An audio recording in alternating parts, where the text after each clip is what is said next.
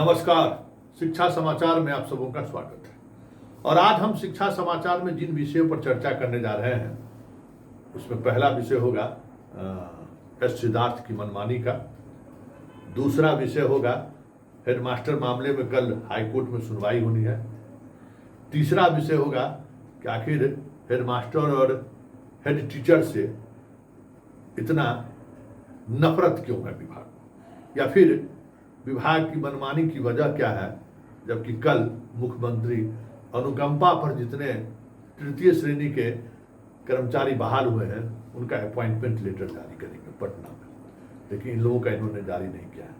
थोड़े थोड़े टुकड़े टुकड़े में इसकी भी चर्चा कर देंगे और चलते चलते हम चर्चा करेंगे शिक्षक नेताओं का जो रातों रात संगठन को ही बदल दिए, अब नए संगठन के नेता हो गए और उसके मीडिया प्रभारी से लेके सब कुछ तय कर रहा है एक चैनल का पत्रकार। उस पर भी हम चर्चा करेंगे, लेकिन शुरुआत हम करते हैं सिद्धार्थ की मनमानी की। जी हाँ, ये तो ऐसा हो गया शिक्षा विभाग में कि भाई जिनको रखवाली की जिम्मेवारी दी गई थी वही दूध पीते जा रहे हैं। मतलब बिल्ली को लगता है जैसे बिल्ली को आप रखवाली दे दिए वो दूध पिए जा रहा है। मुख्यमंत्री का प्रधान सचिव जब नियम कानून का पालन नहीं करेंगे तो फिर दूसरे विभाग के अधिकारियों को कौन निर्देश देगा, या दूसरे विभाग के अधिकारियों पर नकेल कौन कसेगा, या फिर दूसरे विभाग के अधिकारी मनमानी न करें इस पर कौन कहेगा? बड़ा सवाल है। शिक्षा विभाग ने 2 दर्जन से अधिक डीपीओ का पोस्टिंग नहीं किया है। अभी फिलहाल उनको इस आधार पर वहां जाएं, डिप्टेशन करके वहां जाएं और वहां काम देखें। मतलब 30 जून के बाद कोई भी ट्रांसफर होता है तो उसमें मुख्यमंत्री की सहमति की जरूरत पड़ती है। मुख्यमंत्री के बगैर इजाजत का कोई ट्रांसफर नहीं हो सकता। लेकिन शिक्षा विभाग जिसके प्रधान सचिव या अपर मुख्य सचिव खुद मुख्यमंत्री के प्रधान सचिव हैं, उन्होंने इस फाइल को मुख्यमंत्री के पास देने के बजाय प्रतिनियुक्ति कर दिया। इन लोगों ने प्रतिनियुक्ति क्या है, प्रतिनियुक्ति को क्या कहेंगे, जबकि जिला के महत्वपूर्ण पद पर इन लोगों की प्रतिनियुक्ति हुई है। और इस स्तर पर, इतने बड़े स्तर पर 28 अधिकारियों को अगर प्रतिनियुक्ति हो रहा है तो सवाल उठना लाजमी है। और सवाल उठना और लाजमी तब हो जाता है जब यह कृत्य एक ऐसे अधिकारी के द्वारा किया जाता है जो सीधे मुख्यमंत्री को रिपोर्ट करता है। ऐसे में क्या ये माना जाए कि इस तरीके के ट्रांसफर को लेकर जब मुख्यमंत्री के पास फाइल जाता है तो मुख्यमंत्री सहमति नहीं देते? बड़ा सवाल है, क्योंकि चंद दिनों में ही मतलब कभी भी आचार संहिता लग सकता है।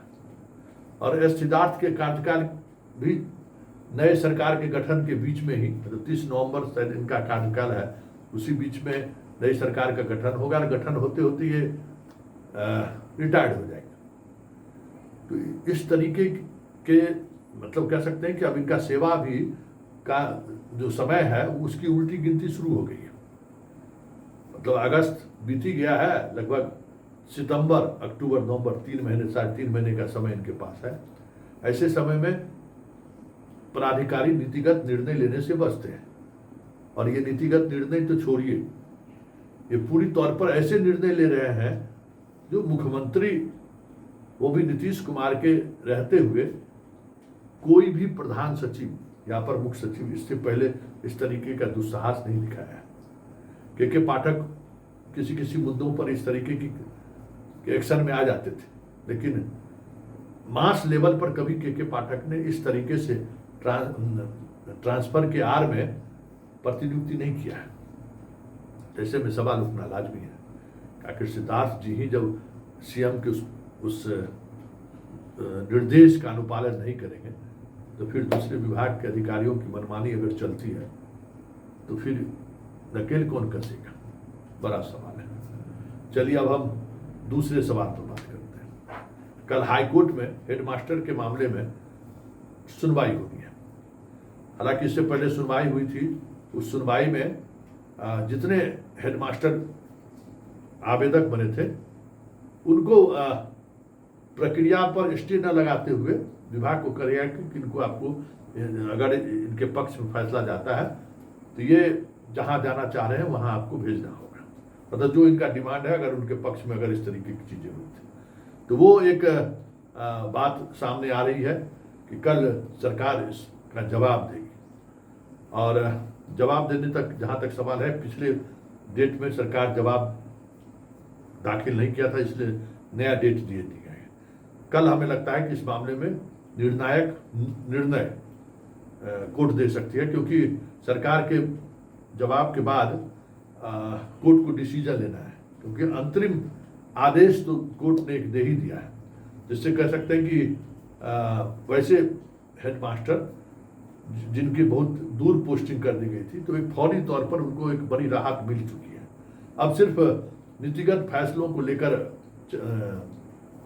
विभाग कोर्ट को क्या सूचित करता है, इस पर कोर्ट फैसला लेगी। तो कल का दिन हेडमास्टर साहब लोगों के लिए, जिनका बीपीएससी से फिलहाल हुआ है, जिनकी पोस्टिंग अपने जिला के बजाय 4-4 जिला बाद कर दिया गया है, मतलब ऑप्शन का भी ख्याल नहीं रखा गया, और वो इनका कहना है कि मेरिट लिस्ट का ख्याल नहीं रखा गया। तो ये सब तमाम चीज़ों पर कल जजमेंट आने की उम्मीद की जा रही है। तीसरे खबर वो खबर है कि शिक्षक संघ इसी माह के अंत में बड़े आंदोलन की बात कर रहे हैं, बड़े आंदोलन का ऐलान भी किया है। तबादले को लेकर, शिक्षक निरंतरता को लेकर, पटना जो लॉक है उसको लेकर, तमाम मुद्दों को लेकर वो आंदोलन की घोषणा की है। और आंदोलन की घोषणा करने वाले वही संगठन के कर्ता धर्ता है जो चंद दिन पहले सिद्धार्थ के कह सकते हैं कि कामकाज को लेकर तारीफ की फूल बरसा रहे थे। उनसे मुलाकात कर ऐसे शब्द से सिद्धार्थ को नवाज रहे थे, जैसे लग रहा है कि सिद्धार्थ जैसे तो दूसरा कोई अधिकारी हुआ ही नहीं। वही जनाब है कि अचानक उनका मिजाज अब बदल गया है, भरोसा सिद्धार्थ पर छूट गया है। अब वो आंदोलन करने जा रहे हैं और मुख्यमंत्री के आवास के सामने धरना देंगे या उपवास करेंगे। ये सब तो बात संभव है ही नहीं। लेकिन एक बात हम चलते चलते ये भी कहेंगे कि इस तरीके की आंदोलन की बात संगठन के द्वारा, वो भी एक ऐसा संगठन जिनके बारे में कहा जाता है कि एक नए स्वरूप में अपने संगठन को का नामकरण किया है और उस पर उसको लेकर वो आंदोलन का ऐलान कर रहे हैं। देखना दिलचस्प होगा, क्योंकि ये पूरा जो संगठन है ना, उसका जो कह सकते हैं कि मेंटर है, दिमागी तौर पर जो सहयोग करने वाले हैं, उसमें कुछ पद हमारे पत्रकार मित्र भी हैं। तो मुझे याद है कि जो पत्रकार मित्र इस खेल के पीछे हैं, कभी कभी हम पत्रकारों को भ्रम हो जाता है कि हम नेता बनाते हैं, हम मंत्री बनाते हैं, हम विभागीय अधिकारियों को मजबूर करते हैं कि हमारे अनुसार भी कुछ पोस्टिंग कर दें। ये भ्रम कभी हम लोगों को होता है। और जब जब लोग इस तरीके के भ्रम में पत्रकार अपने आप को जीना शुरू कर देते हैं, समझिए कि उनकी उल्टी गिनती शुरू हो गई।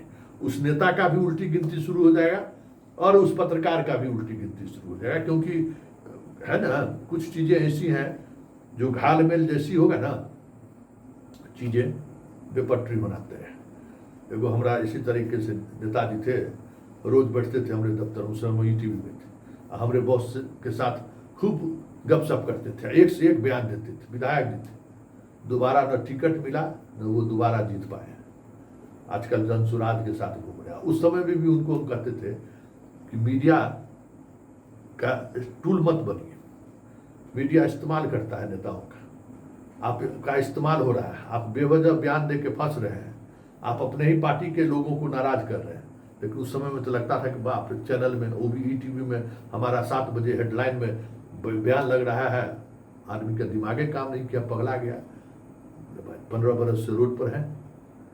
तो इस तरीके की चीज़ें होती रहती है। लेकिन चलते चलते आखिरी